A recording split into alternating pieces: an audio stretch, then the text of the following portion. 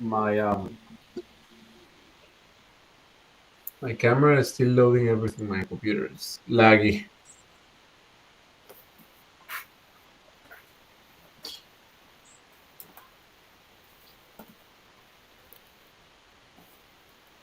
How is everyone going? Pretty good. Ready for some vibe coding the right way. The right way Or today. Who knows in 2 weeks what's the right way?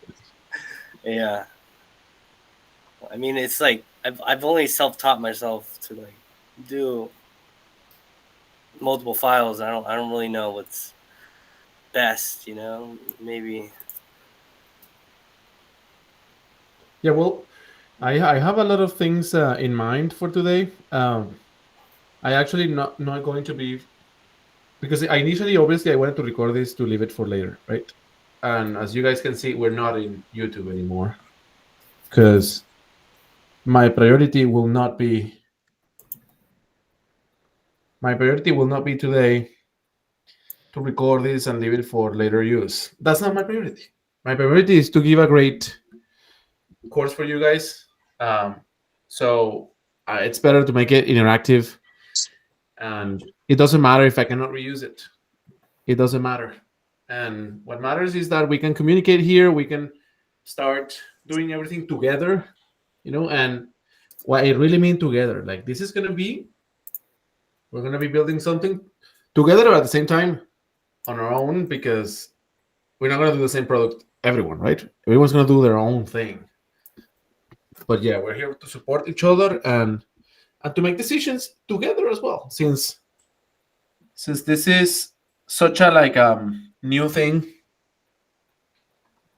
I think we can make decisions together. One thing that we have a surprise. Well, there's not a lot of people here. I think we should wait for some more because um yeah, before we start with the let's give it 5 minutes. In the meantime, I guess since we're gonna be seeing each other 5 times, uh, anyone that wants to, I don't know, introduce himself to the rest of the group. If we have time, we can do it. If we don't have time, I mean, whoever can will. If we don't have time, then we stop.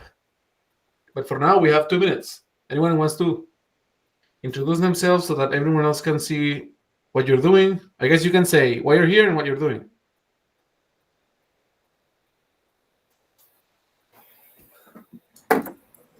we'll start, guys. Hi, I'm Michael. I am a 4Geeks mentor. I graduated like a year ago, and I'm building an app called Dev Mentor that people can sign up and take meetings and has like Calendly and Google Calendar and Stripe inside. So working on that. Hopefully soon it'll be launched. Nice to meet you. Well, my name is Pedro Rojas. I'm working right now for Trimetrics. It's a inventory management system cloud based. Yep. This will be my third course with 4 gigs. I've been working in the industry uh, developing during the last 8 years. Nice to meet you guys. It's nice to meet you. My name is Jaden. I also work with 4Geeks as a teaching assistant and a mentor. I also graduated last year. And mainly, the main reason I'm here is I've seen what AI can do, and I would love to just expand on my skills and see how I can progress.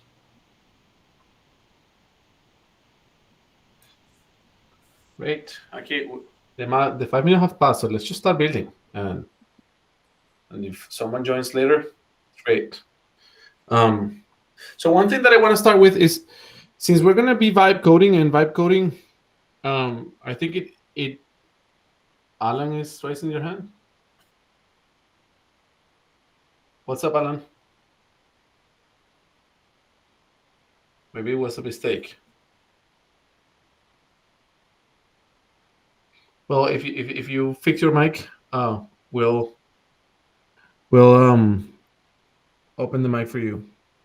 But what I was saying is that since we're going to be vibe coding, I think um, most of us here are doing it for improving our careers and being finding better opportunities, or maybe even being better at our work. I think it's worth doing it in public. When you're learning today in today's world, doing it in public brings so much um, opportunities, right? Even if you are, I don't know, for example, you've seen some CEOs of very companies like Vercel. They they are CEOs in public, right? Everything they do is in public, and they don't do it because I don't know they addicted to Twitter or addicted to Reddit. No, they do it because it pays off into their career. So I think I'm gonna make a priority that we do it in public as well. So I have prepared here several things that I want you guys to try while we start learning. Give me a second.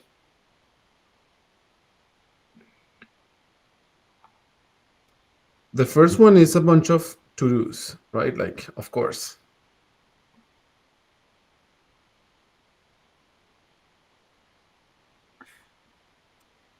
Okay.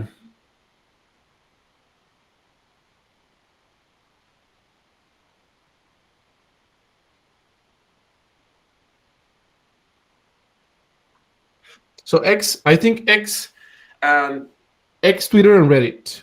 No, X, LinkedIn, and Reddit are the three platforms that you have to. You can choose one of them. You don't have to do all of them. But X, Twitter, or X, my bad, X, LinkedIn, and Reddit are the three platforms that can make you really more successful in your career. Being, for me, in the right order would be LinkedIn, of course, because it's cringe, but it works. Then X, because it's fun, and there's really smart people out there.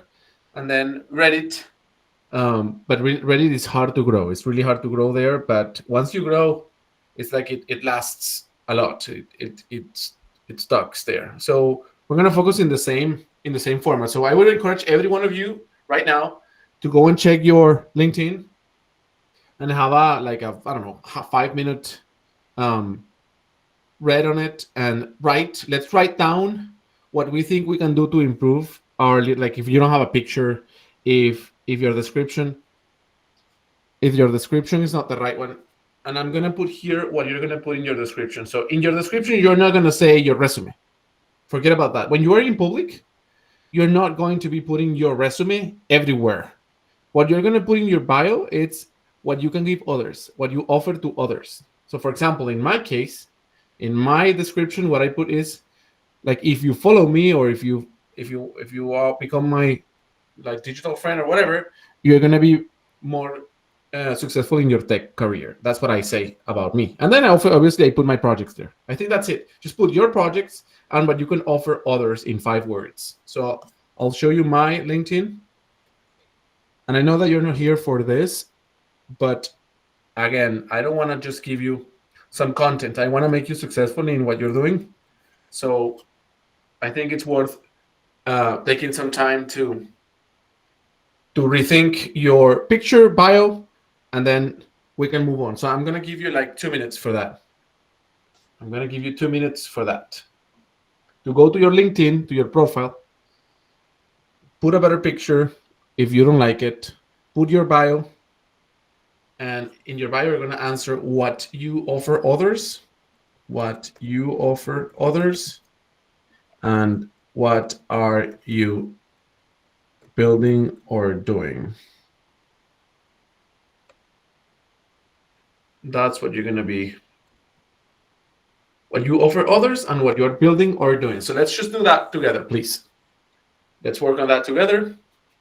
So it's 6:10. So at 6:11 or 6:12, we can come back.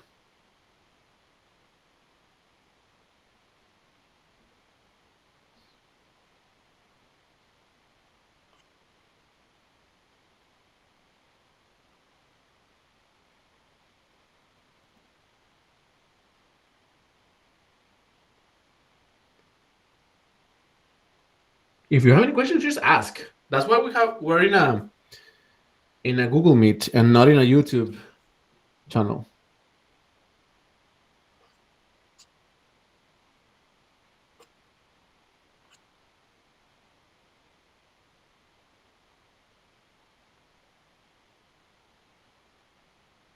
And by the way, if you're not very good at something, you for example, let's say that you want to project yourself as a software developer or as a vibe coder or something.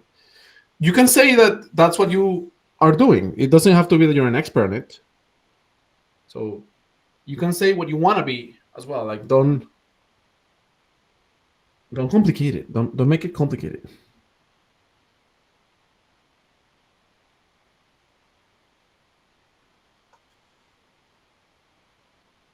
So what we're doing, Austin, is since I was just saying that we want to make this group that is very intimate and that we are very successful. So one of the things that helps a lot when you're learning is to learn in public. It will make you more motivated because people will interact with you. We're gonna hustle together.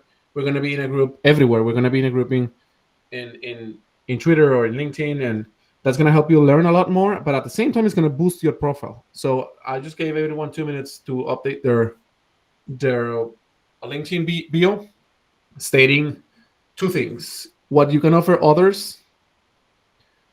What you can offer others, like for example, in my case, I put an example here. I'm gonna put it again of what I offer others when you follow me, and what projects are you building or what are you doing. Don't put your resume. I don't care what is your degree.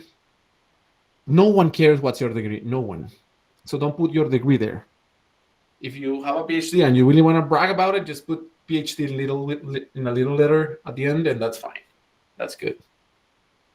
And then I guess Michael's idea, it's great. Let's just share here right now the LinkedIn profile so that we can follow you as well.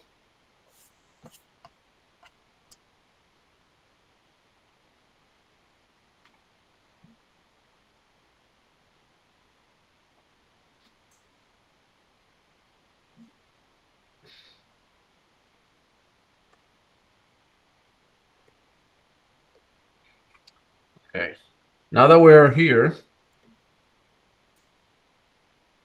in LinkedIn, another thing that I encourage you guys to do is to join some vibe coding communities. If you do a search, and I'm going to share my screen now so that everyone can see it. If you do a search on LinkedIn on vibe coding, you're going to find posts, groups, community, companies, people, jobs, whatever. So here, groups is what matters. As you can see, there's a couple of groups already growing. And the amazing thing about these groups is that they're so early, right? We are so early in the vibe coding group. So any group that you join and you start sharing, everyone will pay attention because it's only 10 people, 100 people. So it's not, you're gonna have an effective message. That doesn't happen with the other careers. So I encourage you to look for groups on vibe coding. I'm gonna share here the link and join some of those groups. Great.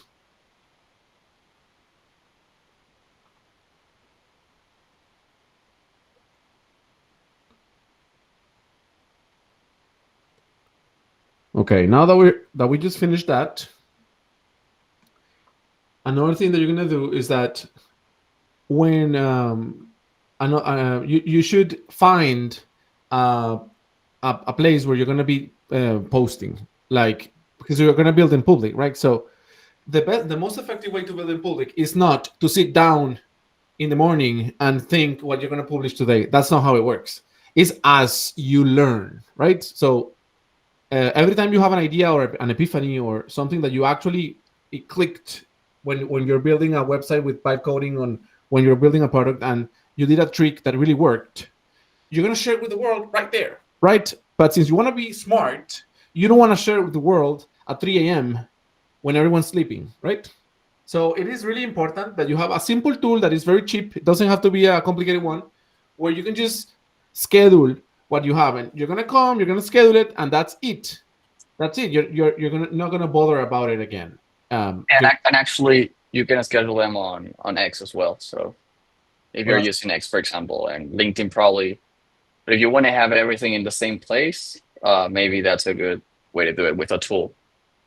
Right. I know that there are tools like Buffer, that it's very simple, that it lets you, I don't know the pricing of it. Like it's, yeah, look, it has a $5 for, well, it's only one channel though. I don't know. But yeah, just do your what I use is Typefully. I think Typefully is surprisingly amazing. And I think, let me see what's the price for it, because I don't remember. We're gonna see the price. Typefully price.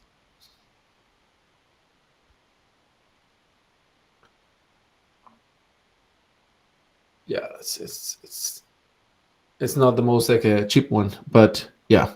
So this one I think it's great because well, it will let you, when you're writing a post, when you schedule it, it will let you choose um where do you want to publish it. I don't publish everything in LinkedIn. Obviously, LinkedIn is my like for long formats, longer formats. So not like every single thought you have can be published on X, but not on LinkedIn. So yeah, and then here it lets you choose what audience you want to pick, and these audiences are super cool. We're gonna talk about that next. Yeah, that's it. So okay, every time you have an idea, publish about that. Even if it's a bad idea, it doesn't matter. Just publish what you're doing, and people are going to care. People are going to care a little bit because they want to. If they're vibe coders like you, they also want to get excited about vibe coding. So when you share that you learn a new thing, they will reply, "Oh yes, I learned the same thing," or whatever. So it's really important that we do this, and I'm taking time for this because it's important, because it makes you a better learner, and it helps you in your career. So the next thing will be X. So we're going to do the same now for X. So you're going to go to X. If you don't have an account, I encourage you to open one, and you're going to go, and into your profile, you're going to do the same thing. You're going to put what you can give others, what you offer others, and what you're working on. It's like, for example, in my case, here's my X account, and rebuilding tech education will help you build a successful tech career with 4 gigs. That's it. Like a simple, I don't need many characters. It's very simple. And then you can put like a bunch of links of what you want. And I actually have a little reading that I want to give you, that I wrote on how to be successful on publishing on Twitter, because there's a technique that is very effective, and I think it's cool to grow your audience there while you learn, right? So give me a second to publish it, to share it with you guys.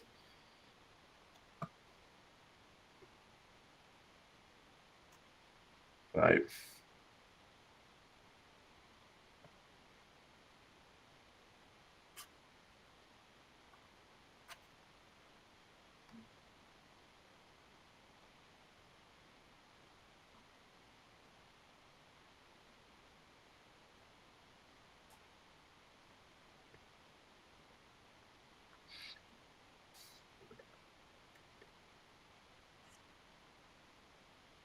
Okay, here we are.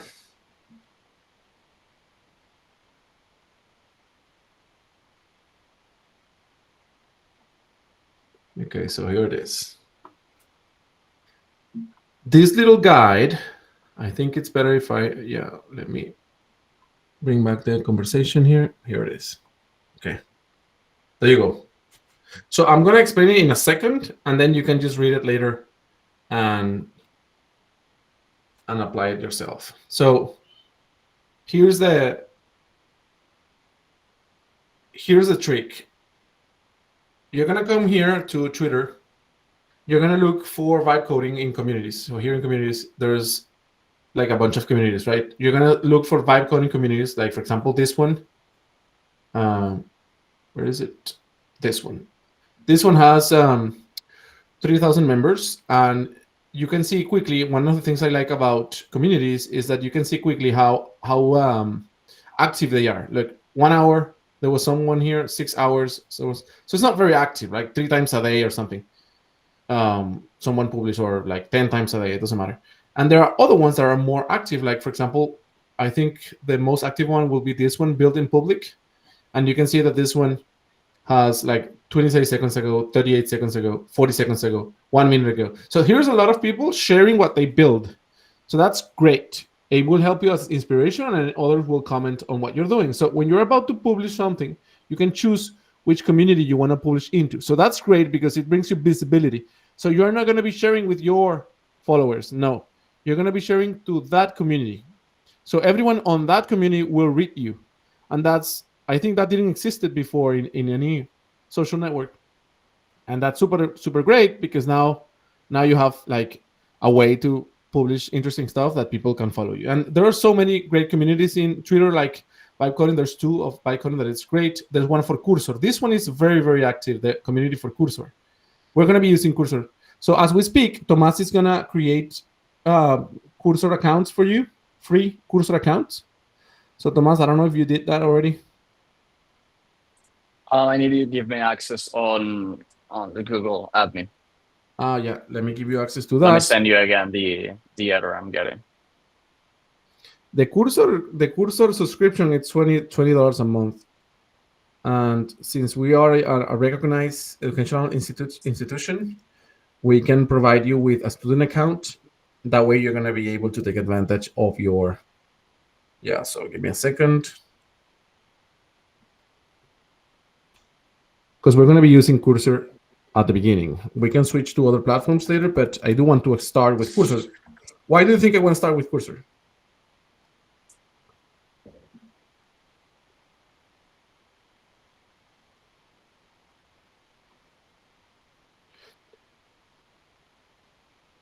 So, yeah, I'm starting with All Cursor. right, perfect, Jaden.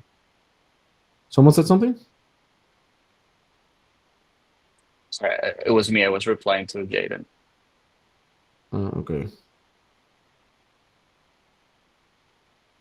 Tomas, when you're creating those users, in which organization are you putting them? Because you have to put them in the 4Geek self-space organizational unit. Is that what you're doing?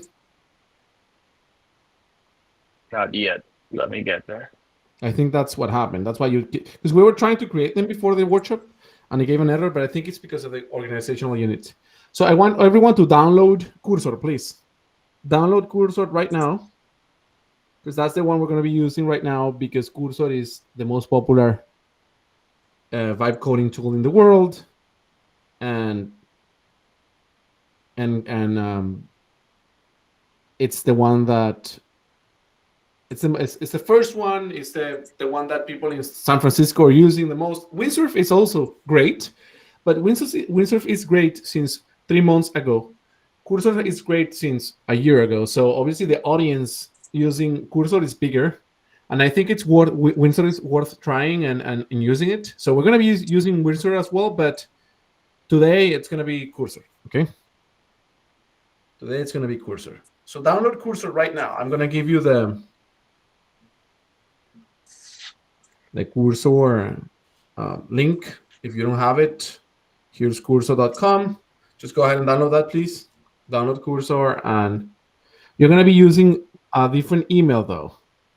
You're not going to be using your email, because we're going to be giving you an email, because you have to use the student account. Can you send me your emails here, please, so I can include you? It'll be better if you look for them on Okay. Yeah, because we have to make sure that they are on the course. All right. Yeah, I'll do that. Yeah. The ironic thing about Cursor is that it's a fork from VS Code. Do you know that actually Windsurf is also a fork from VS Code? So that's how deep Microsoft is into this. They are the owners of OpenAI. They probably bought Windsurf through OpenAI, and they own VS Code, which Windsurf uses. So basically, they have their hand all over AI code generation and those type of things. I think Bolt. There's another vibe coding tool that is super cool. It's also a fork of Cursor, Volt. And in the meantime, while Tomas is doing that, we have a community here that we just created, because communities weren't a thing before, but now they are. So I encourage you to join 4Geeks community here. Apply to that one and join, because that way we can approve you and we can publish what we're doing. I'm going to be checking the community, obviously, because one of the things that we don't have is a way to communicate. We have WhatsApp, but that's open for everyone, right? So And if you are a 4Geeks Academy alumni from the bootcamps, you have Slack. But the one that everyone will have, even if you're in self-paced like this course, it's going to be this one, the Twitter community. Here we're going to be notifying about the courses, and I'll publish everything I'm doing about vibe coding here as well. So join the Twitter, the X community here. I just sent the link.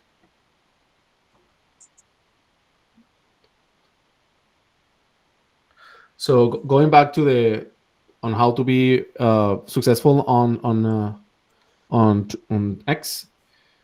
Another thing I would recommend you is to start following people that are vibe coding like you. Follow them because they'll follow you back, and that obviously makes sense. And then another thing would be to reply. So one of the things that I do, by the way, is that I come to the main center of the communities, like this one. This is not one particular community. This is all the communities, right? So I come here and I will sort this by most recent. And then this is people that just posted here. Everyone here just posted, like 1 minute ago, 1 minute ago, 1 minute ago. So these are people that will answer you if you do some replies to them. Like, because what I don't like in general about social media is that when you reply to someone, they will never reply back to you unless you replied a second ago. If you were a recent reply, because if the post was done 3 hours ago and there's already like another 30 answers, no one's gonna reply back. So it's like you're talking to a wall. So yeah, the best way to get involved, I would say, is go through communities and then sorting by most recent, and then that's what you want to read. People doing the same as you're doing, people that are vibe coding or using Cursor or using Windsurf, and then seeing what they're doing and reply and support each other. And this really works. Like, look, this really works. This is Matt Belgrand. Matt Belgrand, it's one of the people organizing operations and directing operations at Windsurf. So he reached out to me, not me to him. And I don't have many followers. And the reason he did is because he's reading what I'm doing. Like, this works. And then that's how I got Windsurf to be in the past event. So yeah, I'm not gonna keep talking about this anymore because I think we are all here to vibe code, but I think it's worth giving public learning and learning in public a try.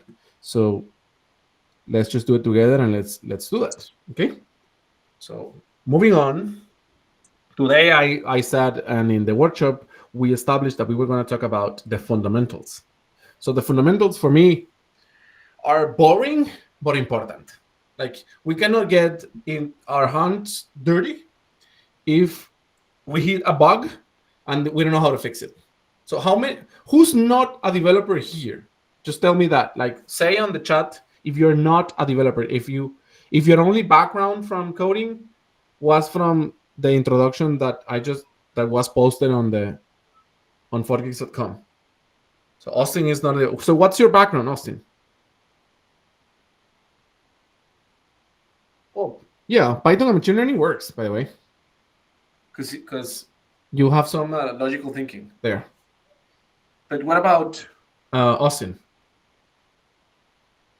Business and sales? Okay. And what is your expectation? Why are you getting into vibe coding? Just so I understand that. You plan to automate a sales pipeline? I just did that, by the way. I vibe coded it. I can show you in another time how we did it. What do you mean by Jess? Like, that's exactly what you want to do? Automate sales pipelines?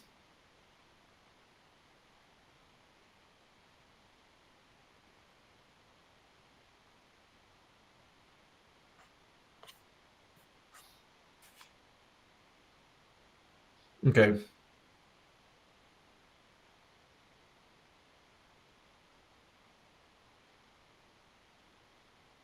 Yeah, the Spanish course is at the same time, but it's on Monday, on Tuesdays. Okay, cool. Yeah, so I'll try to customize a little bit, Austin, for less like coding things as well, so that we can work it together. But Austin, I strongly encourage you, if you didn't, to go and review the content that it's already there in the platform because there is a link for a free coding introduction course, and I think you cannot automate a sales pipeline if you don't know the basics of coding. So try to go over the basics and learning at least like simple conditions, loops, and things like that, because that's what you're going to be using when you're automating, because you have a bunch of people that are selling in your company, and then you have to go through all of them. And the way to go through all of them is called a loop. And then the way to decide which salesperson will take like the round robin algorithm, that who will take care of which lead, that you do that with conditions. So yeah, like all of that is needed for automation and to be great at automating a sales pipeline. But yeah. So Tomas, let us know when you have created the emails, and then you can start publishing here in the chat. Yeah, I just created the emails for those who've joined the course. Okay. They should have received an email Nice. asking to reset their password and all that. If you didn't join the course, you have I think a free trial from Cursor that it's gonna last more than you think. I think it's gonna last even like 1 or 2 weeks. I don't know. It depends on how hard you use it, but in general. Okay, cool. So going back. So let's go back for a second to the fundamentals. I want to go over something that is, like I said, it's boring, but I think it's so important. Like I really thought hard about what are the things that you really, really, really need to know. And like the basics of, is this the right one? I think it is. I don't know. Let me just do it again. Like the basic stuff that you really, really need to know to be great at vibe coding, and HTTP, it's one of them. So I want to give some seconds to talk about that, some minutes to talk about HTTP. But let's just do it.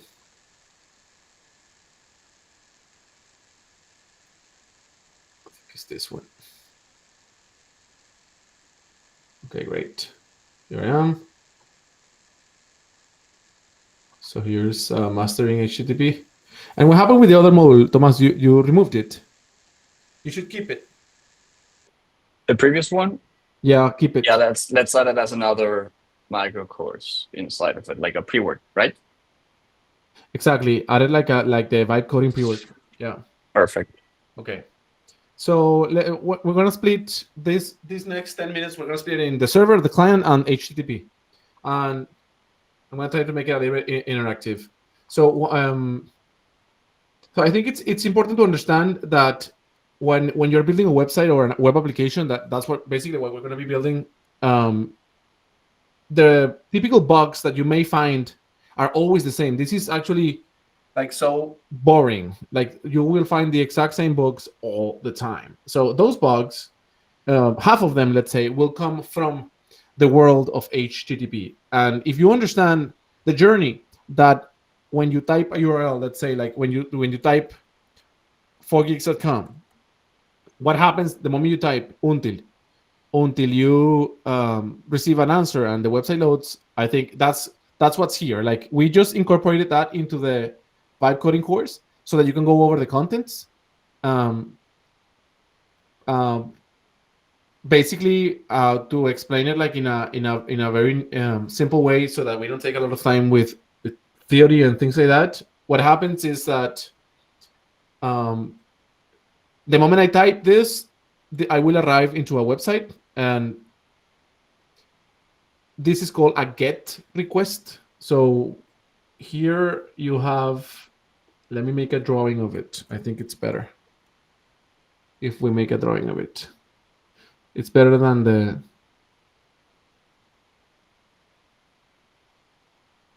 Yeah, here it is. Okay, so the moment you type in your browser, like 4geeks.com, there is a middleman that we call a DNS server, and you will have issues with this, by the way. When will you have issues as a vibe coder with DNSs? When you buy a domain. Let me show you. Have you guys ever bought a domain? Have you ever had issues using a domain in a server? You can do a reaction or what?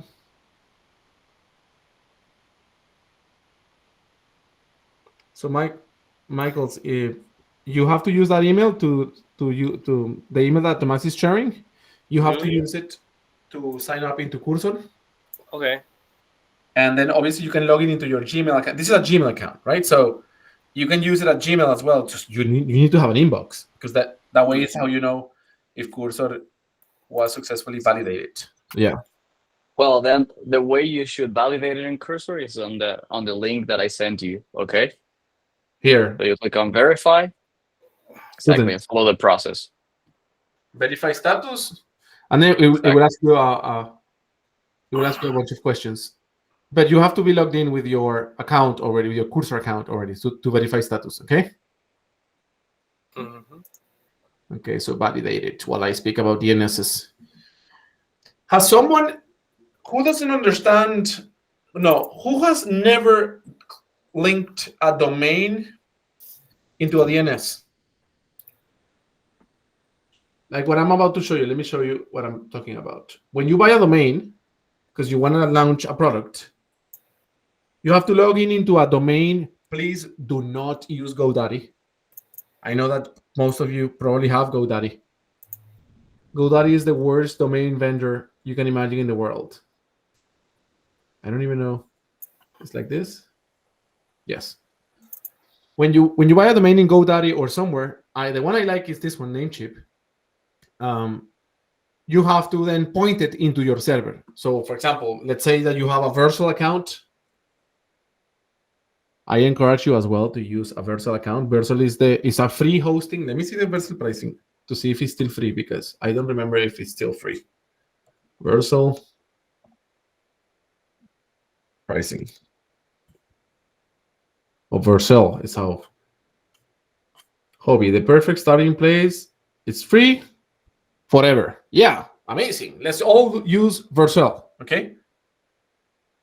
So open a Vercel account as well. I'm going to be sharing a to-do list here so that we can all make sure that we have this.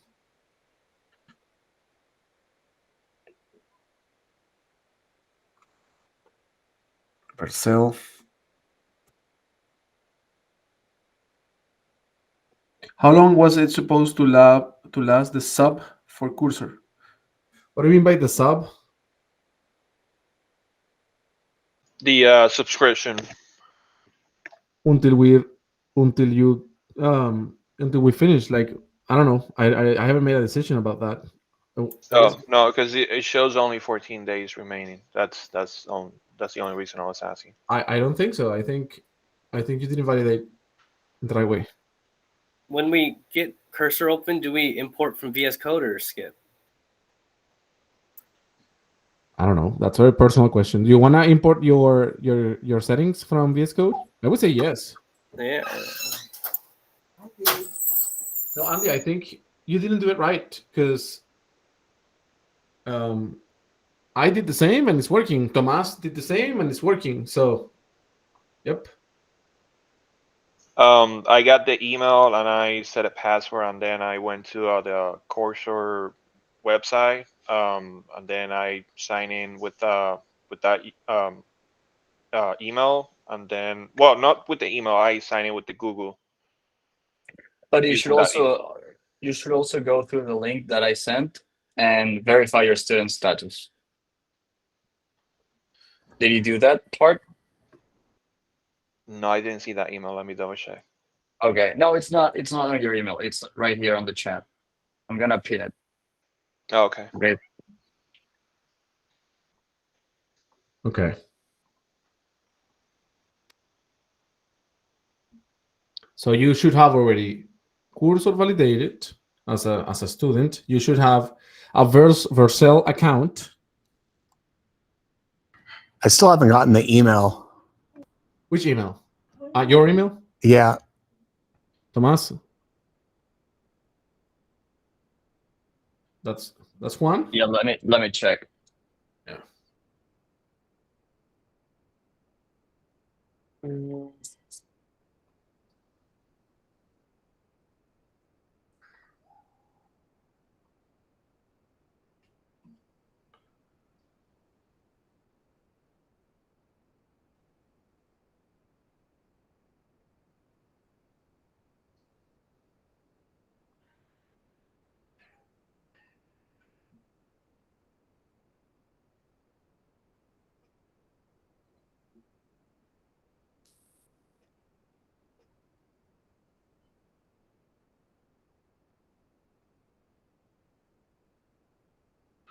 Okay, but if you want to move on, whoever is already done, open the Vercel account as well, please.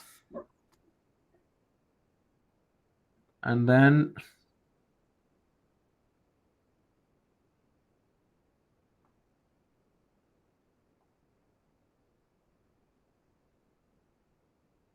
let's let me just finish explaining this about the DNSs, right? Like once you have the domain, you have to, if you want to point it to Vercel, you have to come here into your Vercel account, and then you're going to create a new project, like a website or something. And then when the project it's created, here in the settings, here's where you actually not in the settings, my bad. Here in the domain section, here's where you add domains. Okay, you can add an existing domain, and you can choose to which project you wanna. Let's say to this one, for example. Select the domain to add your main project to add your domain to, and then it will ask you about the DNSs. Let me see. Come on, man. Just do it. What's happening here? Yeah. What domain do I want to use? Like, let's say I want to use Courseback. So it's gonna add it for me, and then it's gonna say, okay, you have to configure this domain. And here, this is the part that I'm talking about, the DNS records here. So if you don't know what DNS is, then you're gonna have some time struggling about connecting your domain and stuff like. But it's very easy actually. The DNS is a place where your domain is hosted. So let's say like this one, and then when you buy a domain, if you click manage, it will show you here your name servers. Look, here's where you set them up. I have a custom DNS. So these ones are from AWS. You can see here, AWS. But I can change them. I can come into Vercel, and copy this. And I add an A record here. And then I go back. And then when I go back, where is it? Here. Okay. When I go back, I can just set the A records. And the A records, I don't want to set them to this, but I have a domain that I'm not using. I think it's this one, Rigobot.ai. Yeah. I am. Let me see if I'm using that one. Rigobot.ai. No, I'm not using it. Cool. So here I can just say, oh my God, wait. Custom DNS. Yes, it's not here actually. It's in Vercel. When you have a domain that already exists, like this one, here, exactly. Here you can set where do you want to point this. Let me find one that the ones from 4geeks, for example. I have them here. Domains. So here are my domains. So this one, 4geeks. For example, when I created, or LearnPack, this one, yeah. You can see here that there's a subdomain here, app.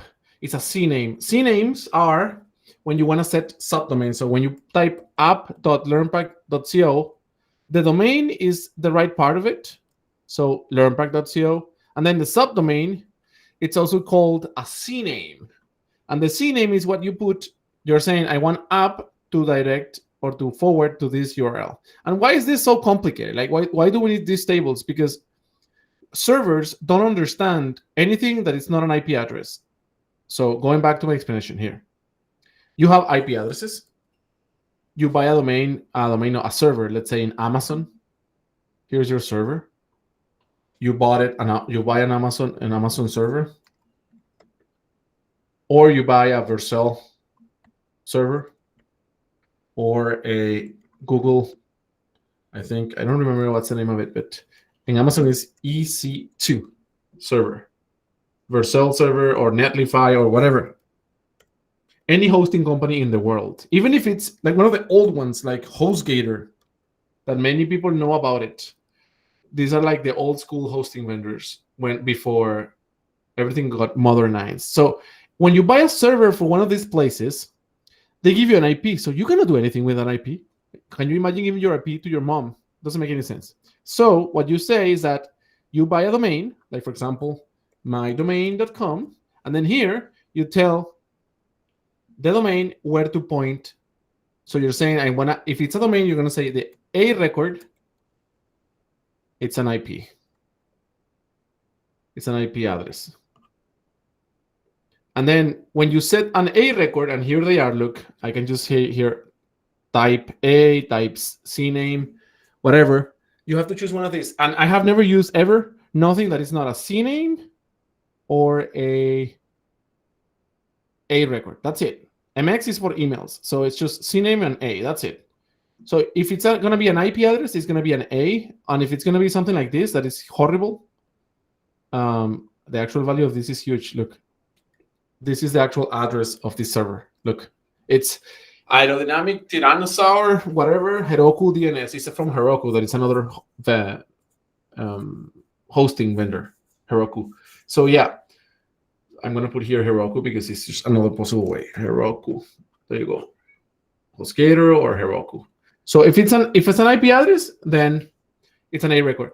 But if it's another domain that is huge, like a horrible other domain, then it's going to be CNAME record will be for horrible other domain. So yeah. So like, for example, like this one that we were just seeing, like this is a horrible place. You don't want to give this to your mom. She will not be able to get into that website. It's never going to be able to type it. So what you do is that you create a CNAME. You create a CNAME, and then you point it to your domain. And that's how it knows that if someone comes into my domain, they really want to go either into this IP address or in this one. And this is what we call a DNS redirection. So that's it. That's what I want to say about DNS redirections. Then another thing you need to know is that when you type that, how the package will fly, the browser will send it to a server, and the server will have to get that file from somewhere. So when you put like /about, let's say that you're in a website and you put forgeeks.com/about, that it probably doesn't exist, but whatever. The server is going to try to find a file. And then if it doesn't find it, it will return a 404. You are going to have a lot of problems where this is important. For example, today we had that issue. Look, I'm going to show you a real life case. I got a message from the teachers, I think it was here, saying, here it is. I got a person saying that they were trying to load a lesson from the platform and it was not found. Look, it's giving an error. It's in Spanish, but it's an error. And we didn't know what was happening, right? Like, why? That lesson exists. So what's the problem? So when we checked, I actually went to that lesson and I was able to get into it, let's say, and I opened this on the right side of the screen. I opened the network and I find out that when the lesson was loading, I was getting a 500. That's what I was getting. So look, this lesson is Deep Dive into Python. Welcome. And here on the right, you will see that somewhere I'm requesting that lesson. Let's see.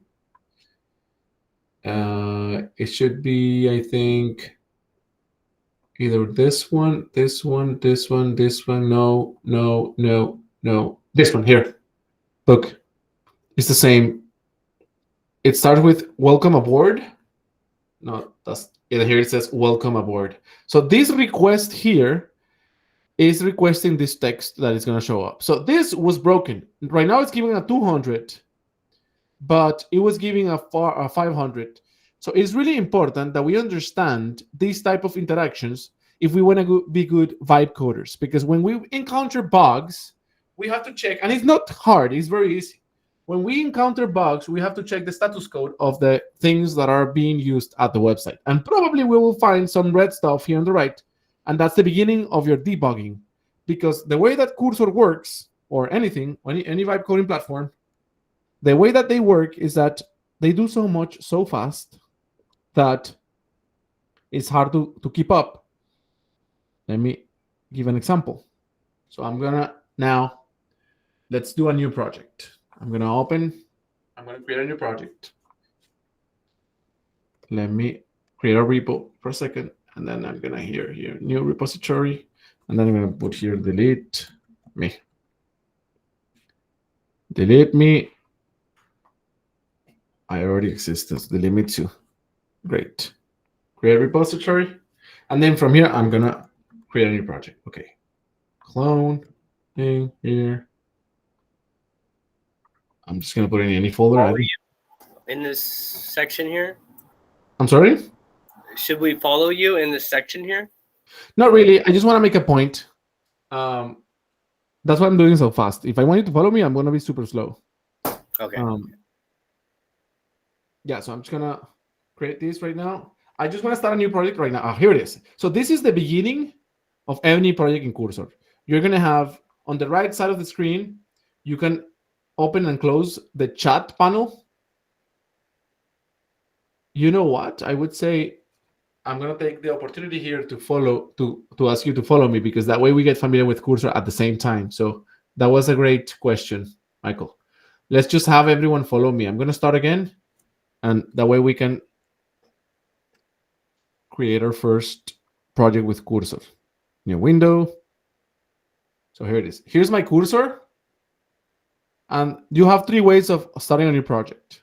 You either open a folder, you clone a repository, or you connect via SSH.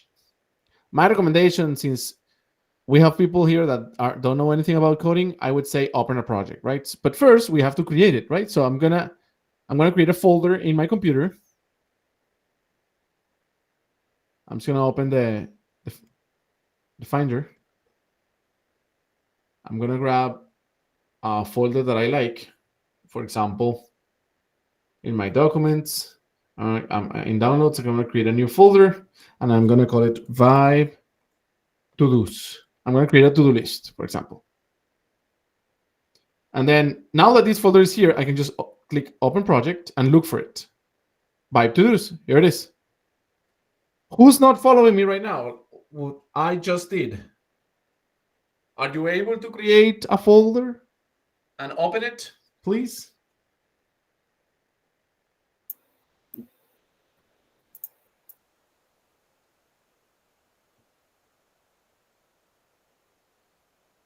Great. If anyone's stuck, just let me know. Okay, cool. So after you open the folder, it will open like I was showing you. It will open on the left. There's nothing, and that's good. In the middle, that's where your code's going to be. And on the right, that's where your AI, or the AI agent is how we call it, it's going to be. So here, if you don't see it, just you can open it here and toggle the tab pane. The AI pane, I guess, is how they call it. And let me take some time to explain this as well. We have three modes here.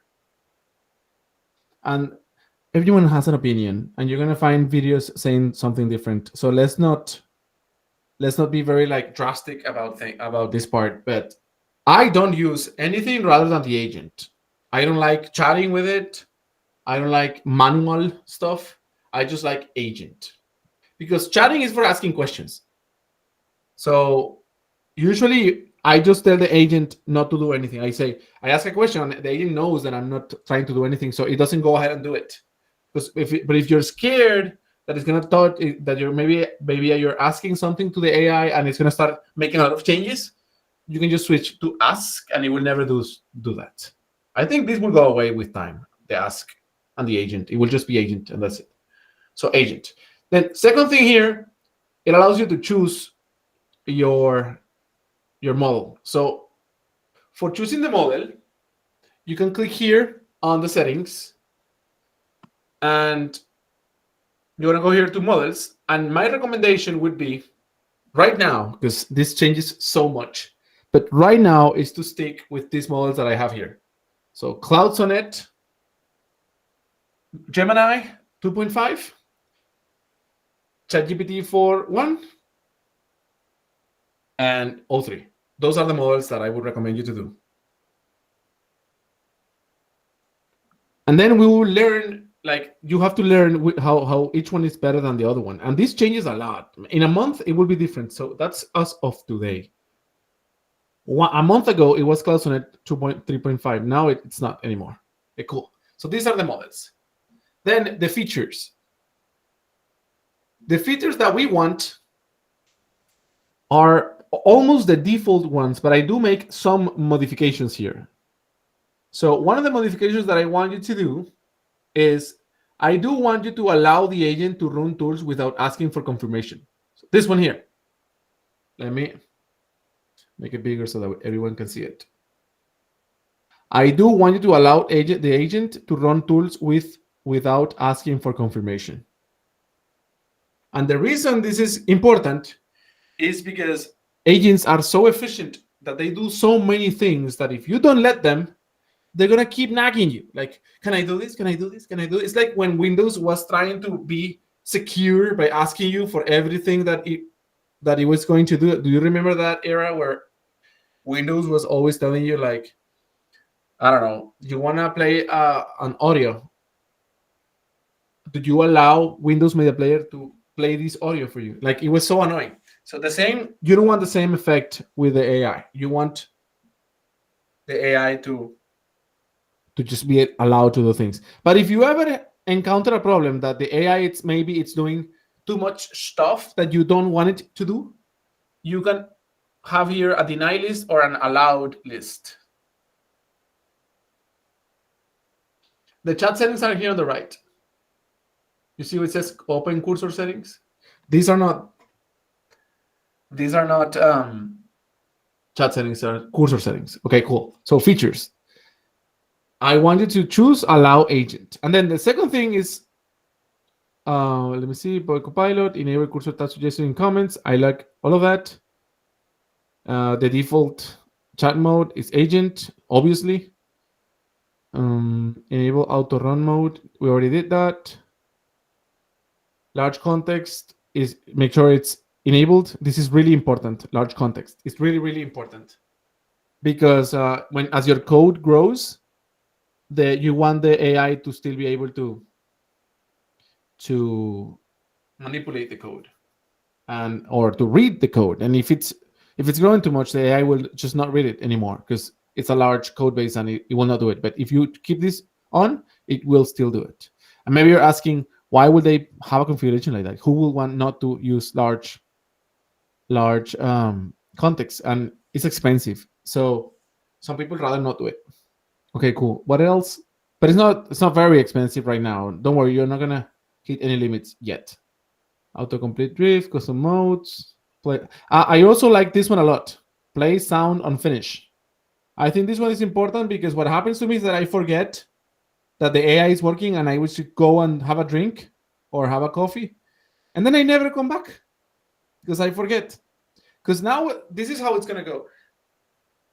The AI, it's going to do so many things that it's going to take a little bit. It's going to take a little bit. And you want to be notified when it's done, okay? The full context option is here. It's in the settings. Let me update my cursor because maybe... I'm so sorry about that. I didn't have the latest version. Let's wait for it to reopen. Yeah, I didn't think about that either.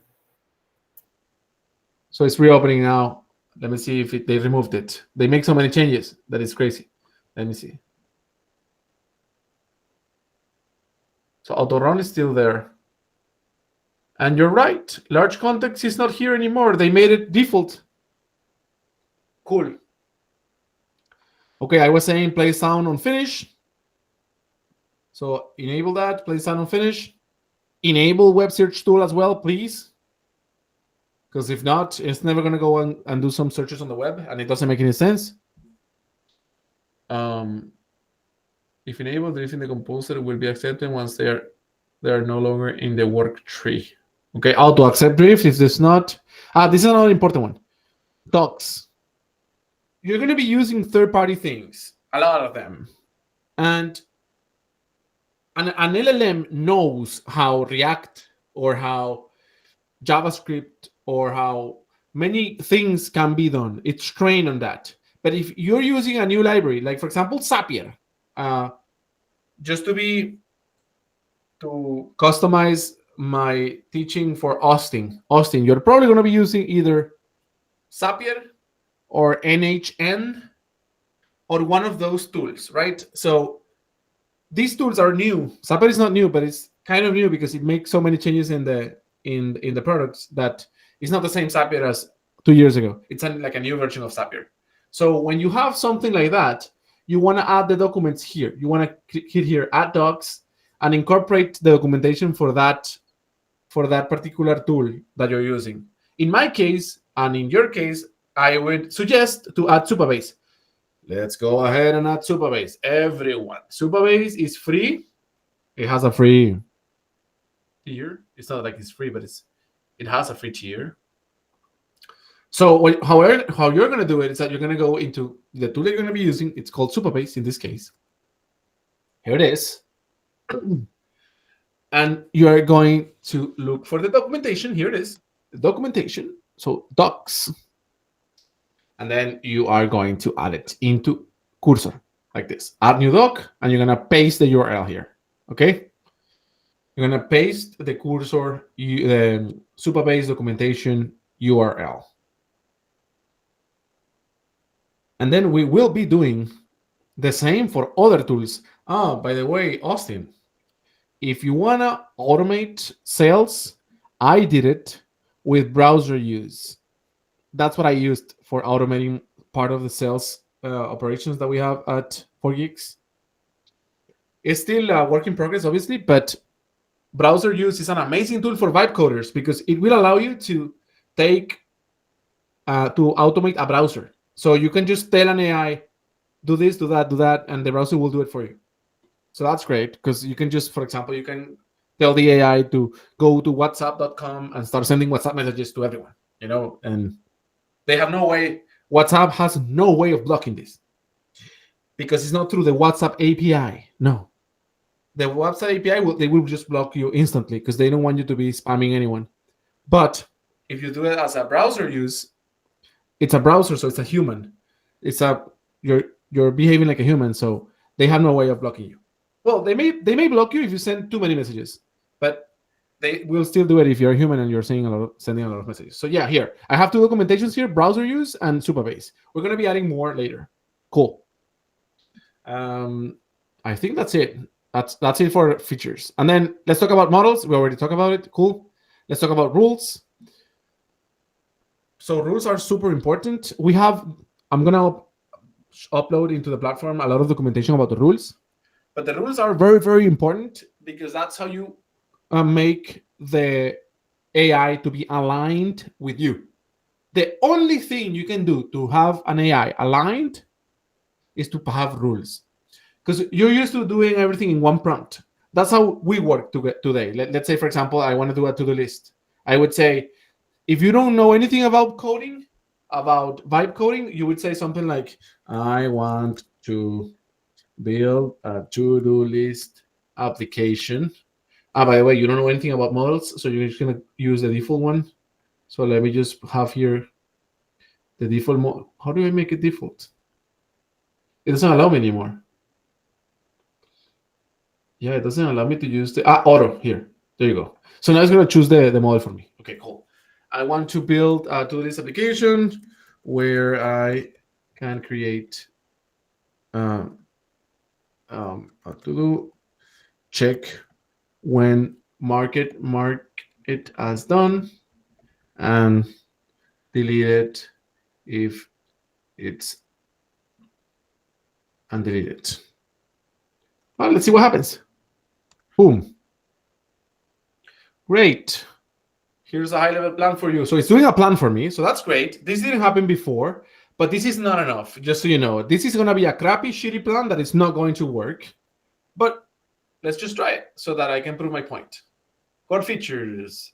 Create a to-do item. Mark to-do as done, undone. Delete to-do. Questions. Do you want a web app in React? Next or yes?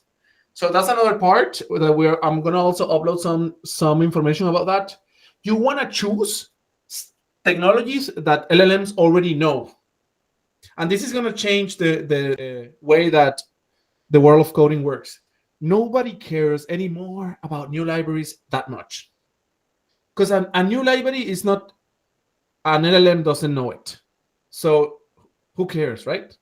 There's a solution for that. I'm going to talk about that in a second. But it's hard as well. Like Supabase, by the way, the LLMs don't know Supabase. And they have managed to be a $2 billion company without LLMs knowing them. And they are a coding tool. So imagine how how crazy is the supervised story? LLMs don't know about it, and the LLMs are still very good at using it. So there's a solution for that. I'm gonna talk about that, but let's just finish this part here. So yeah, choose your tools. You're gonna have to choose tools that LLMs use. So you can something you can say is that you can tell. You can have, by the way, a good idea when you're vibe coding is to have another tool like a chat, like a very powerful chat by your side that is not cursor, because you want to have second opinions. It's the same as a doctor. Like when you go to a doctor and they tell you something that you don't trust, you go ahead and do a second opinion. So that's great. I like to use right now, today, this week, Grok. We'll see next week. But right now, that. So I would just tell Grok which technology is the most commonly known by LLMs for coding a to-do list. And that's how I would answer if I want that. So he's telling me JavaScript, obviously JavaScript. Yeah, so React, and that's it. And this one's using Next. What about Next? I do know that Next is very publicly known and LLMs know it. So I would say yes, but I'm showing you how I would do it if I don't know it. I would actually like Next. So I'm just gonna say here, yes, let's do Next. Should the data persist using a database or local storage?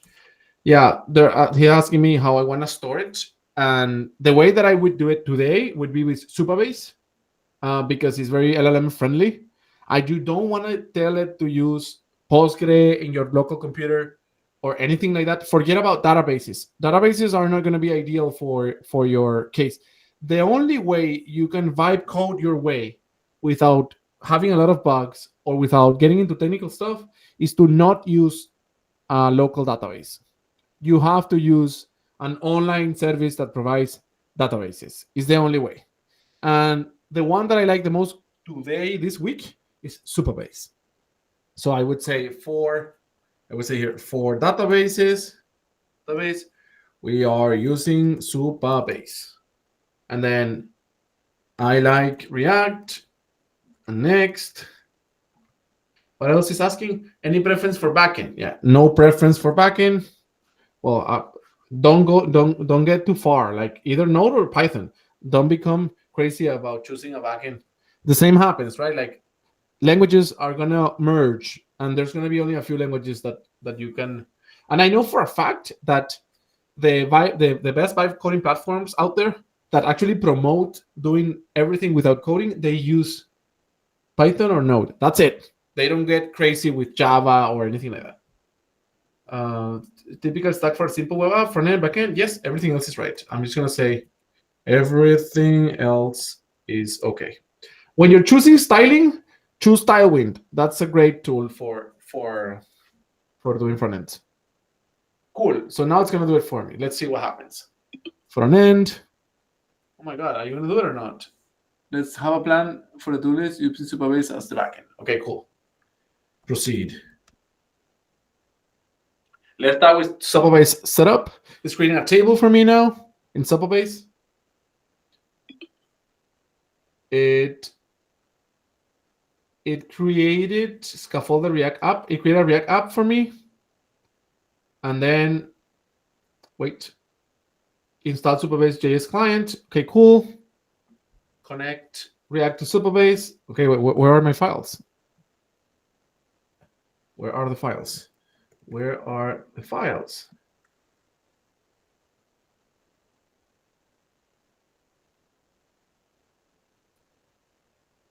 What? We're having like an issue now. Let me see. It looks like there was an issue with bytecoding directory. This is due to a temporary error on the path issue. Could you please confirm that React has already been created inside Vibe Tools? It's not here. Let me see. Unless, yeah, there's nothing.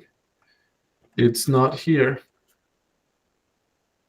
Thanks for clarifying. So you see how it's trying to run this command? It's not actually running them. Oh, it's telling me to do it. Oh my God. Okay, I guess I'll just hit here, apply. and it should do it for me. Yes, but we have to fix that though. Like I don't want to be doing everything myself. That's not ideal. Okay, so there you go. We have some files already there. I think I'm just gonna tell it the files. Yeah, well, okay, let's just move on. Okay, once you're done with this, let me know. Okay, I'm done. And then npm run dev. But the files were created in a new folder. I wanted to keep the old folder up. Come on, man. Okay.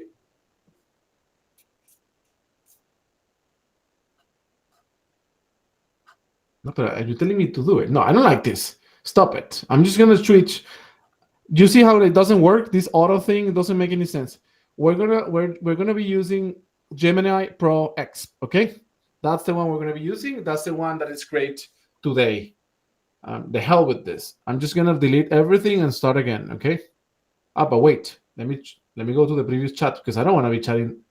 I wanna get my previous new chat. Couldn't chat be able to this one. Yeah, I wanna summarize what you did in a prompt so that we can get that prompt and use it with Gemini. Okay, you're just using the initial plan. Okay, here it is. Okay, great.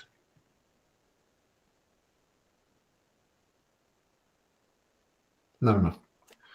What prompt will you use to build this? Give me a simple prompt. Okay, this is what's the amount. Okay, here it is. Develop a to-do application. Okay, here it is. Here to-dos. Connect this with this application. Implement the front end. Okay, great. This is it. So I'm just going to start again. I'm going to delete this. And we go again. Hopefully Gemini works better. Okay, I can help you develop the to-do list. To start, you need to set up the to-do tables in your supervised project. Nope. You set it up for me using NCP. So what's NCP? NCP, I can help you with that. You see how it's calling it now?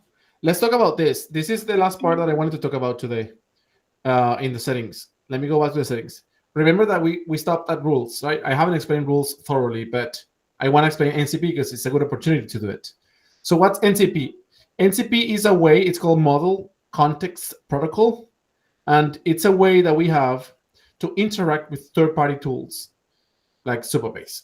So what this will do is that it will, you know, do you remember Avengers, the scene where Iron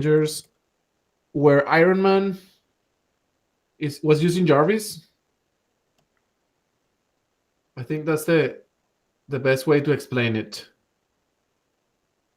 When it was using Jarvis to find, I don't know what he was trying to find, but yeah, well, look, here's even a video talking about real life Jarvis.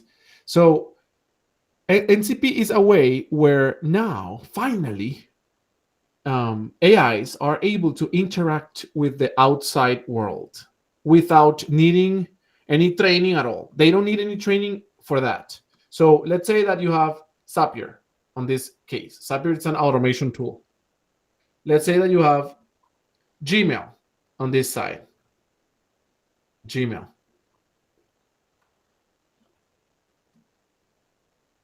And let's say that you have Cursor on this side. So who's Cursor? Your agent, right? Cursor is your agent.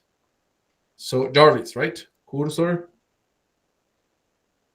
/ Jarvis. So what you have in the middle now, before, or not before, but until before MCP existed, you had something like ChatGPT that was an LLM that had to be pre-trained on Zapier on Gmail in order to know about it. So they would have to like actually feed a lot of information to ChatGPT before it can be used, and this is all called pre-training. Pre-training. And then when you start chatting with it, that is called post-training. Post-training, but it's also called inference. So inference is when you start chatting with the LLM and it will give you some information back. That's called inference. And the LLMs can also learn from this. They can learn from the inference. How? By using memory. So, and that's how you know, for example, when ChatGPT existed, it didn't know anything about you. And every time you start chatting, it wouldn't know anything about you either. But now, if you don't want it to know anything about you, it's hard. You have to actually click here. It says temporary, and it will tell you, this chat won't appear in history. Use or update ChatGPT's memory, or be used to train our models. For safety purposes, we may keep a copy of this for 30 days. So what's telling you is that now ChatGPT and other models are able to learn from you. Now they are. And this is because of memory, right? And that was cool, or is cool. But then how do I train Cursor for Zapier? I would have to have like some sort of service fitting Cursor about Zapier. So that would require like custom code. That would require a lot of effort from a development team to feed information into Cursor so that no Cursor knows how to use it. So this is not an option. It is still an option, by the way. People use it. That's how we train our agent Rigobot at the school. Here at the school, when you are in the middle of a lesson or something, it knows about you. And how it knows, here, for example, it say, hi, Alex, welcome. And I can just tell it, I want to practice about Python, for example, Python loops, whatever. And it will know about Python loops at 4Geeks only. It's not going to recommend me any topic for learning outside of 4Geeks. So this one is about Python loops. So when I click on it, it's going to take me to 4Geeks, and it's going to take me to a Python loop exercise that I can just start doing right now. How do we accomplish that? With memory. We had to actually tell Rigobot about all the things that we have available. And it was cumbersome. It took a little bit, all the developers. But now, thanks to MCP, now you can have an MCP server, like a model context protocol server. And a model context protocol server is a little server that runs, that knows about 4Geeks, for example, or about Zapier or whatever. Who creates this server? Zapier does. Instead of feeding the information directly to the model, they don't do that anymore. They don't want to do that anymore. They want to feed it. They don't want to feed it anywhere. They want to have a server that will ask Zapier about things. So it's a middleman between the LLM and Zapier. And this is super cool because now the information remains in Zapier. I don't have to move anything to Cursor to train it. No, I can just keep it at Zapier. And I just tell Cursor, from now on, if you want to use Zapier, just go through the MCP server, and Zapier will let you know what's available and what can you use. And that's what we have here. Look, we have Supabase, right? So what is available at Supabase? You can list an organization. You can get an organization. You can list a project. You can get a project. You can confirm costs of a project. You can create a project. You can, so many things, right? So another amazing thing is that Supabase with this NCP server is also able to put some rules. So for example, if today Cursor says, okay, Zapier or Supabase, create 3 databases, and you will just tell the LLM or Cursor in this case to do it, and it will know how to tell NCP to do it. But the problem is that you may be, for example, encountering some costs. Like maybe creating 3 databases is going to cost you I don't know, $5,000. So you want to put some rules as supervised, because you want to tell the LLM, okay, these are the methods, but if you want to create 3 databases, you better first tell the user of the LLM that this would cost them some money. So you can put some rules on it, and that way the LLM will communicate pretty cool. So that's MCP. And another great thing, by the way, that it's important is that this server is running in your computer. MCP servers don't run on Zapier's computer, on Gmail's computer, even if it's a Gmail MCP server. They run locally in your computer. So who's paying for this? You are paying for this. You are paying for using the MCP server. You are paying for the LLM. You are paying for Zapier. Zapier is not encouraging in any costs. But when you did it the old way with memory, Zapier was the one paying for that. If I have to train Cursor with memory, I am the one paying as Zapier.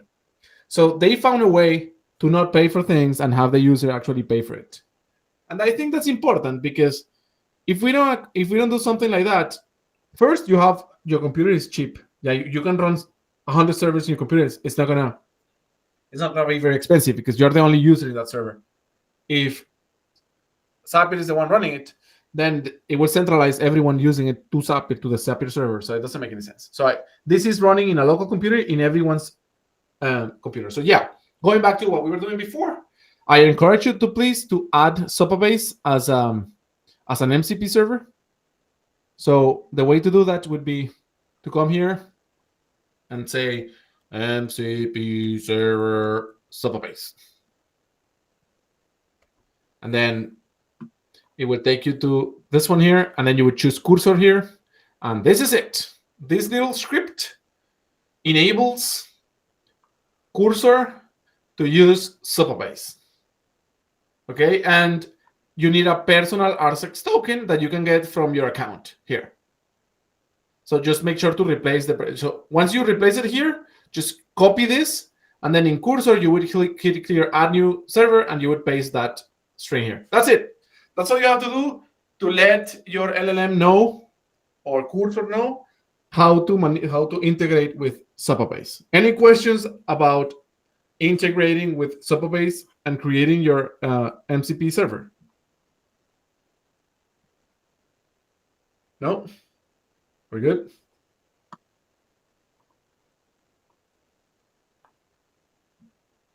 Okay, cool. So just know that I'll be uploading information about this as well.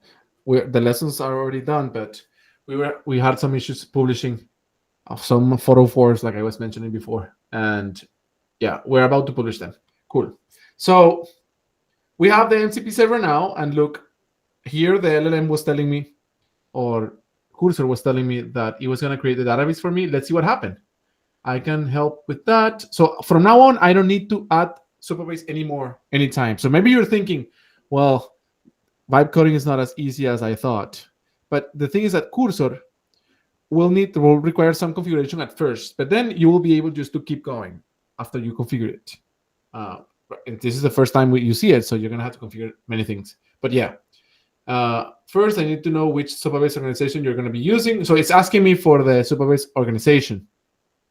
And it found something. Look, it looks like you have one organization. This one. Should I proceed with this organization? Next, I will list the projects in this organization. If you prefer to create a new project, let me know. Okay, I found following projects in your organization: sample project, Geek World, Learn Pack, and Capture the Flag. Do you want to use one of these? No, I'm going to say create a new project. Call it to-do list delete me. To-do list delete me. So now it's asking for cost. You see, look, it's telling me this is going to cost you $0. Okay, great. Amazing. And it's going to keep going, keep going. It created a project for me. To proceed with creating a new project, you'll need to either pause one of your 16 projects, delete, or upgrade. Okay, cool. Let me just do that. I'm going to go to Supabase now. And they're asking me to stop one of the projects to be able to create another one. So I'm just going to pause Project is paused. Project is paused. Geek World. I'm gonna pause this one. So pause. How do I pause it? I'm just gonna tell it to do it for me. Pause Geek World for me. Let me see if it does it. Okay, I will pause the project. That's great. Okay, it seems that there was an interruption while attempting, so it's gonna try to do it again. It is actually, you're right, Geekpod is still in the pausing state. We need to wait. Yeah, so we need to wait for finish pausing. But you see how powerful MCPs are now? Like, you see how I don't have to go to superbase.com anymore. I can just tell it to do things and it will do it for me. I can have an MCP server of my house. And I can actually tell Cursor to stop, to turn off the light of the room. And it will do it. It's easier to do this with MCP than to use any protocol houses have today for smart things. Those smart thing protocols don't really work pretty good. They have been always like boogie. MCP, it's way better. So let's just do it again. Let's do it again. Maybe it's done. Another thing that is a fun topic, a curious thing to know. If you tell the AI if you ask the AI things with saying please, it will be more effective. But you know what's even more effective, according to Sundar Pichai, the CEO of Google, to threatening the AI. If you threat it, if you threat the AI and you tell the AI that you are gonna shut it down or something, it's more effective. This is true. This is not a joke. Even though it's funny, it's not a joke. It works. So if anytime you are trying to do something and it doesn't work, just be mean to the AI and it will work. Yeah, it's a good one. Well, maybe it doesn't work, but maybe it Did that will. once, and then it timed out on me. It turned down on you? Yes, shut down. My God. Okay, let me see. Apply migration. It seems that there was an error. Let's check the status of the project to see if it's active. The project is coming up. Oh my God, these people. That's why it's free, because you have to wait so much for it to work.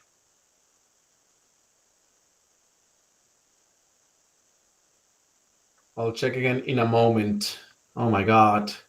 I don't want to just keep waiting this.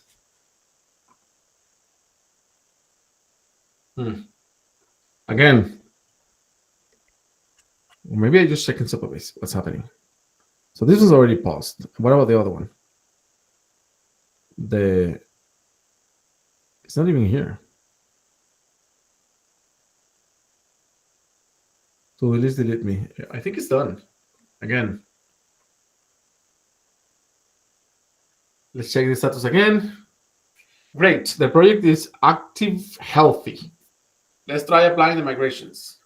My apologies, I missed a parameter. Look, this is working. It's generating the files for me. So definitely, what, if you can take something from today's workshop, is that auto mode in Cursor doesn't work. Okay, so don't use it. Now it's scaffolding the entire project for me. Look, it's starting to generate. This is what we wanted, right? To start seeing some code. It's asking me something or no? I have Superbase role. Let's see. Now I'll create the Superbase client. Okay, that's great. It's been created. Next, I will implement the front-end UI, fetch some to-dos Superbase with the component mounts, display to-dos, provide a form. I'll start by creating the existing content. Great.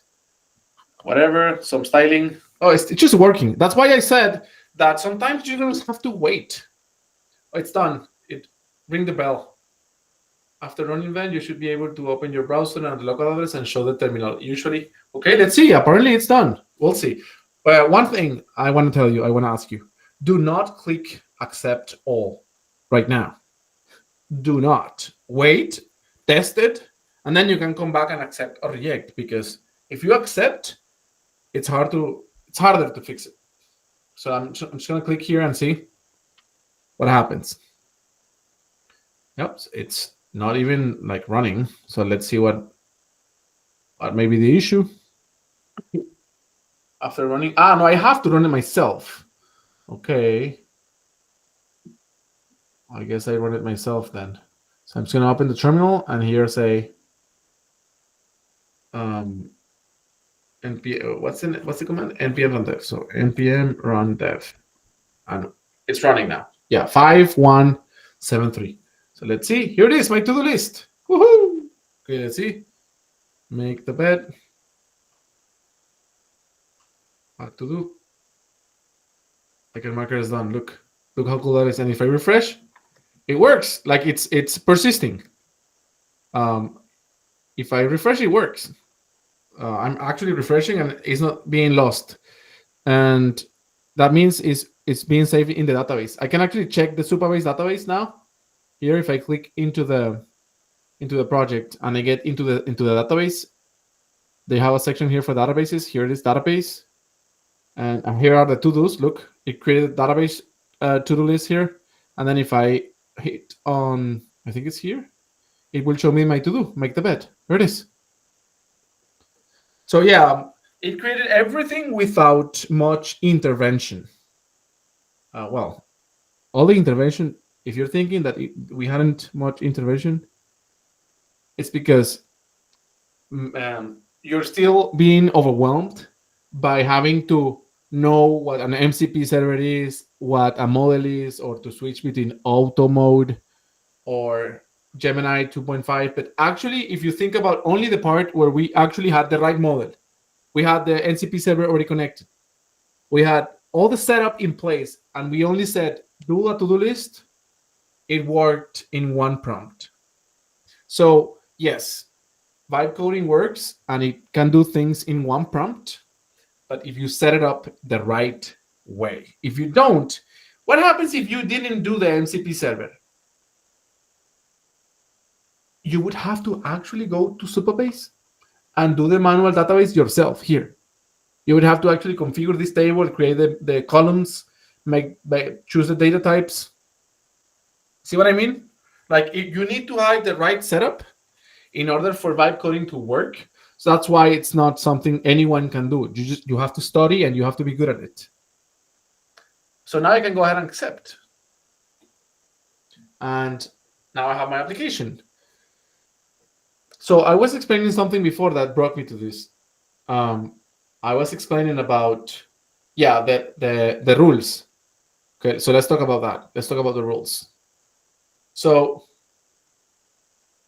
in the rules is how you tell the AI the things that you like. The things that you like, not the MCP server or third party, the things that you like. So for example, you can tell here, like if you're ever, like for example, if you are ever doing a front end, always dark mode it. That's it. From now on, everything is going to be dark mode. This is a general rule. And we're going to talk about later about specific rules, where you can apply rules to specific things here in your code base. You can tell, I don't know, when writing the README file is the documentation for the project, right? So you can have a rule saying every time that you make a change on the application, make sure to update the README, right? And today we did a small application, but in one of the other workshops, I want to do other things. Like for example, maybe we can have and do content. Maybe we can set up in Cursor everything to be able to write content, and that way we can have better posts on social media. Or maybe in another session we can automate a sales pipeline. Why not? We'll see how it goes. We'll see how everything it's working, and all the pieces are being put together. But yeah, so this is the introduction. Now I want to get insights from you guys, because I want to make these workshops that work. I want to make workshops that you guys like. So what are your insights? Like, what things do you want to build? Just put it in the chat. What do you want to build?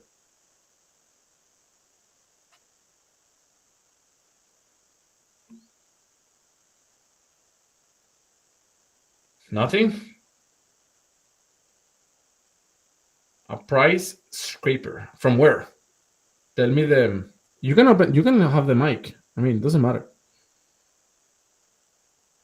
Hey, yeah, I was thinking to build a site to basically look prices on different websites and gather all that data in my website. Okay. Okay. So if we're gonna build something like that, we go back to we need to understand the architecture that we want to vibe code, right? Like for example, you're talking about scraping a lot of websites. So one of the challenges of scraping is where do you scrape? 'Cause nobody wants to be scraped. Like websites don't like to be scraped. So you can scrape on your laptop, and what happens is that eventually you'll be banned from the website, like your IP address. So you're gonna need and you're gonna need a VPN to switch what you scrape every day, something like that, right? You can do it as simple as that. The good thing about scraping is that if you don't want to scrape every single day, it's great because you're never gonna be banned because you can just scrape once and maybe in a month later you scrape again the same website. So that's great. But if you want to scrape in real time, forget it. That's the hardest project you can build today. The hardest. Websites will like actually be very aggressive trying to block you. And there are tools for doing that. Like there's a super tool that you can just have like a cloud that scrapes for you and gives you the information. You set it up in the cloud, but then you have to pay for that service, right? Like there are scraping services that I have used before, like give me scraping services that integrate well with an LLM, or maybe have an MCP server that I can use in Cursor. Let's see. Let's see what we get, because I strongly recommend you, man, do not scrape yourself or in a server that you buy. It's going to be banned instantaneously. So Firecrawl is a powerful web scraping tool that offers MCP server for seamless integration with Cursor. Firecrawl provides 100% open source MCP server, Oxylabs, Byte Data. Yeah, web scraping AI. There's plenty, apparently. Well, you would be impressed, like how many websites already have MCP servers. Yes, so that's what I just like this prompt right here. This is what you need. Like what you need is to ask Grok, right? I would ask that I obviously want to have a friendly. Everything from now on is friendly to the LLM, or because you don't want to be doing configuration yourself. That doesn't make any sense. So I would just go ahead now and do. I would say, okay, give me a comparison table including price and I don't know, limitations, and let's see what happens.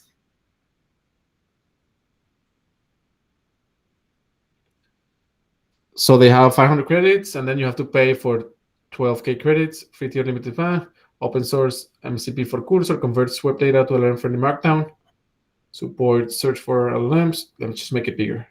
How do I make it bigger? I cannot make it bigger. Okay, whatever. Oxylabs, web scraper API starts. So this one looks better because it lets you start with a smaller plan.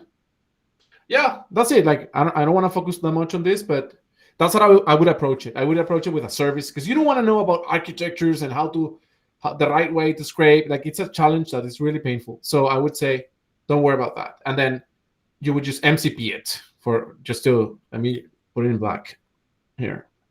You would just have an MCP server, scraping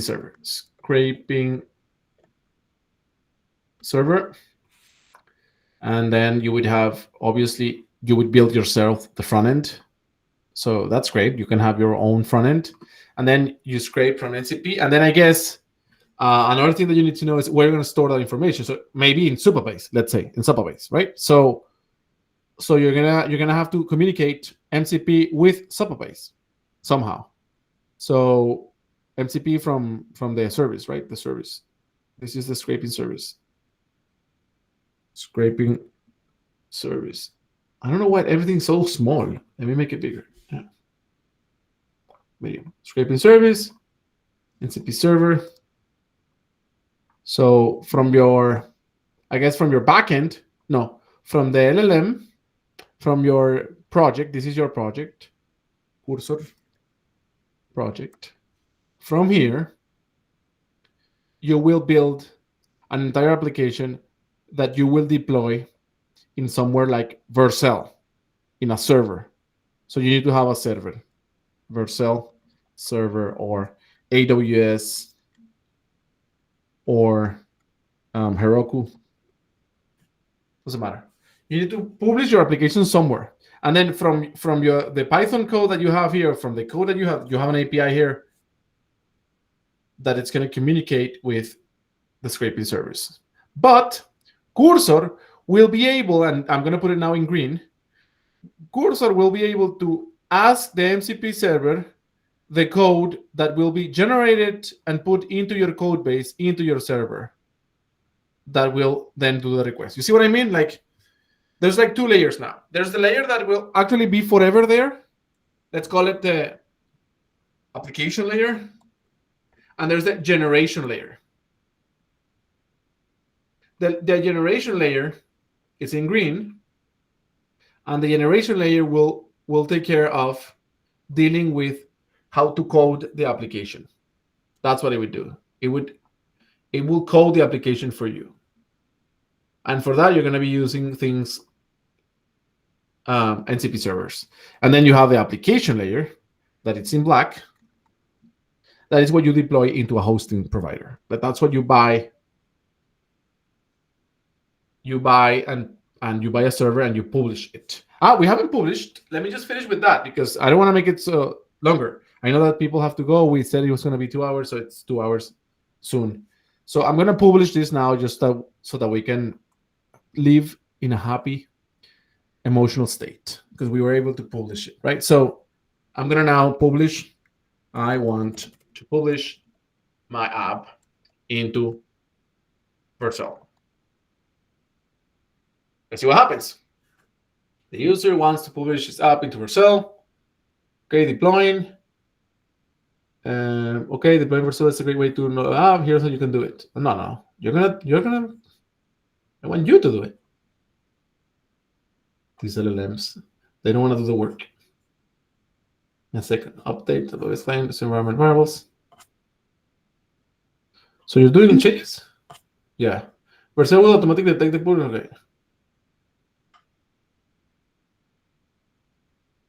Okay, so I'm going to set this. It created a bunch of files for me. And I think all I have to do now is just say the word Vercel. Because it's what's telling me here. Look, it's telling me to say the word Vercel. So I'm just going to do that now. New terminal. Vercel. Deploy. Okay, I do want to deploy. So, yes. I want to deploy it in my personal project. Yes. You want to link to an existing project? No. What's your project name? To-dos, delete me. Which is your directory unit? I don't know. So I'm just going to hit enter. That's it. It's publishing it. Let's see if it works.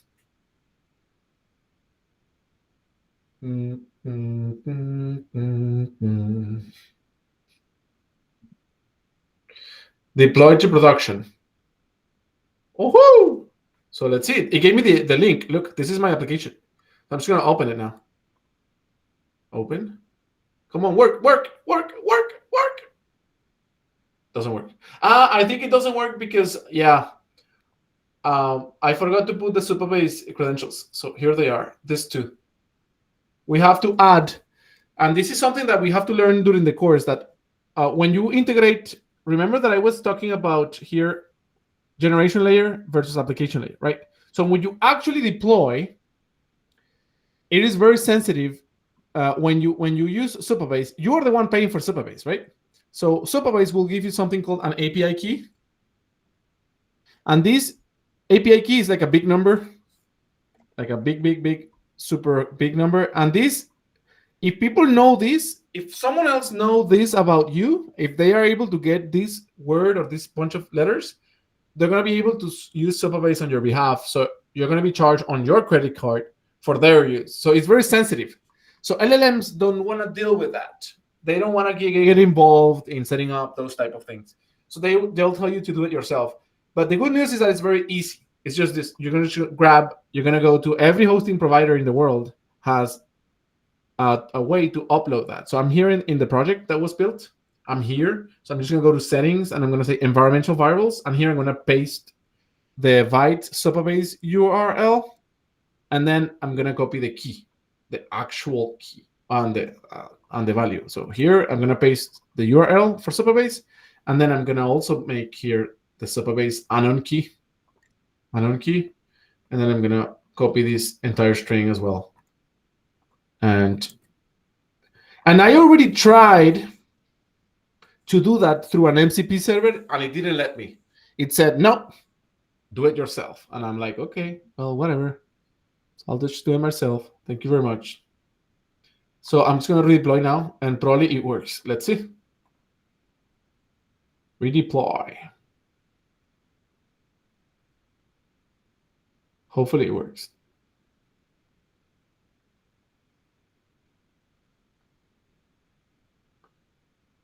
Okay. Come on, man. Work.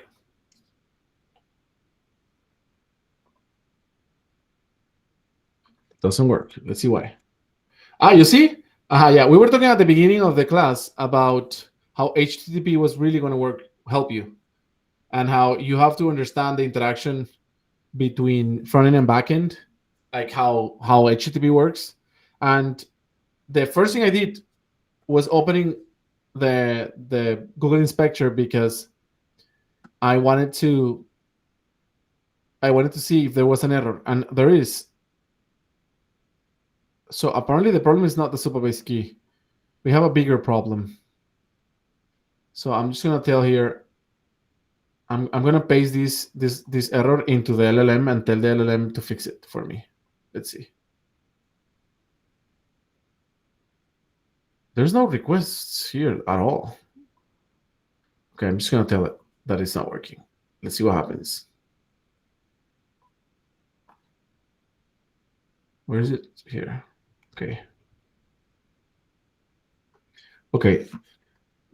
The deploy works, but everything looks white, and this error is in the JS console. I think, no, I don't want to tell it what I think. I just wanted it to fix it for me. Let's see what happens. The user, blah, blah, blah, routes, income base, I config, versus build. Come on. It's analyzing the code to see if it can find something to fix it. It's grayish because it's reasoning. It's not actual answers. It's still reasoning. It's been reasoning for the past 23 seconds. Okay. The white screen failed to load. Browser is actually requesting a JavaScript file, which is often having a single-page applications. If the server is not correctly distinguished, reversal. Your Vercel has a standard SPA fallback. Okay. This tells Vercel blah, blah, blah. You have a byte config. Let's inspect. The byte config is the default and doesn't explicitly say a bus path. The Vercel you have is also standard byte projects. This confirms confidential test person that everything is okay. Possible causes of your checks. Build, output, double check your Vercel deployment logs. Ensure byte build command. Come on, man. Given the byte config, what is the solution? Your source looks perfectly fine. Byte process, if your Vercel project settings dashboard, can you try redeploying with the Vercel CLI and checking the build logs carefully? Okay. Yeah, I can do that. But if you stop talking, let's try simplifying the Vercel to only include SPA fallback. Okay, whatever. Yeah, try that.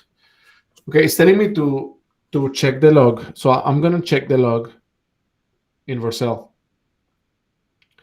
That's very standard. So let's just check it to see what happens.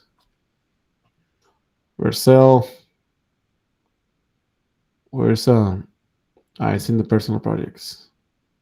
So let's delete me. deployments, build logs. Build completed. So yeah, it doesn't have any. There's a warning. Builds existing information file. Yeah, I don't know. You know what mistake I made? I think I didn't tell the LLM from the beginning that I was going to deploy in Vercel. And when you don't tell it where everything, when you don't tell it the entire stack, it may omit some configurations. And it's not the same fixing it afterwards that doing it from scratch. Believe it or not, I did this project today twice just to be able to prepare for this project, for this workshop. And it worked the second time, not the first one. So I guess the first one, it didn't work, and I know why, and I fixed it. And then the second time it worked, so I thought I had it. But I forgot about the Vercel thing. I didn't tell it to do it in Vercel. So we're still having a problem deploying it. But yeah, I mean, the next time, I guess I'll be more explicit and tell it to do it from Vercel since the beginning. Someone else said, for the last minute, someone talked about building a fitness app. Okay, so that's great. Fitness app.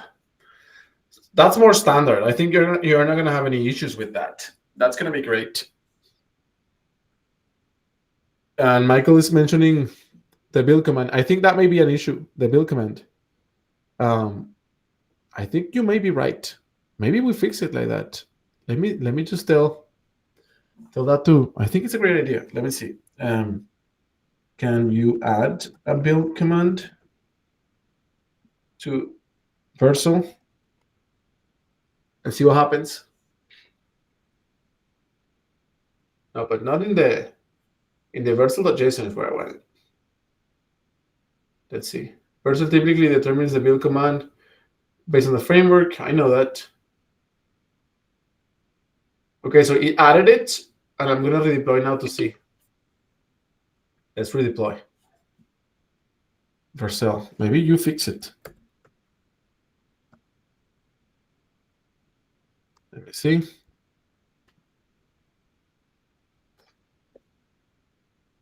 It's building right now.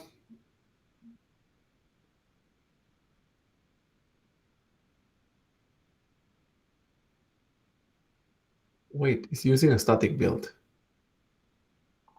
Why is it using a static build? It's not supposed to be static. Let me see. Oh my God, I think that was it. Let me see.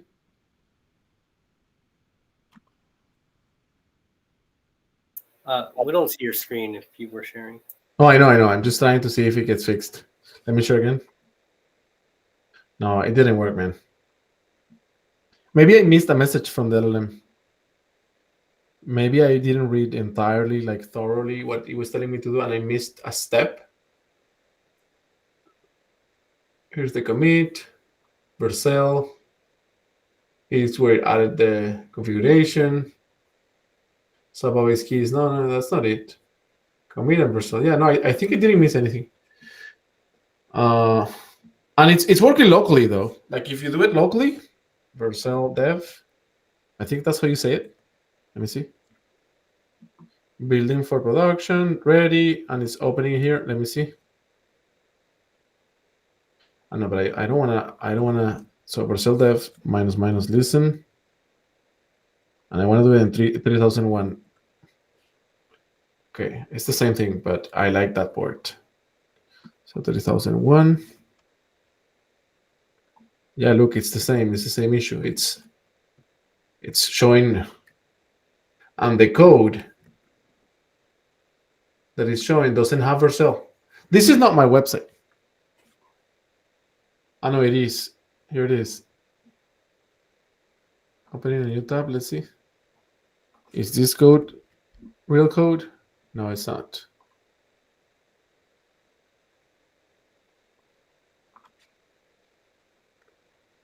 And what's the difference between that and npm run dev? npm run dev is working, I think. Yeah, I don't know. I'm sorry that we couldn't publish the website, but it worked. So we're almost there. This is the time where you call your friend that is a developer, or you actually put your time on fixing this. But yeah, well, thank you everyone for coming. We're going to be uploading a lot of content on configuring configuring Vercel, configuring cursor, and HTTP as well. A bunch of things to practice HTTP. I think there's a project there that I encourage you to do because it will help you understand better response codes and things like that. And yeah, and see you next time. And let's do the work so that next time we can see each other and do great things.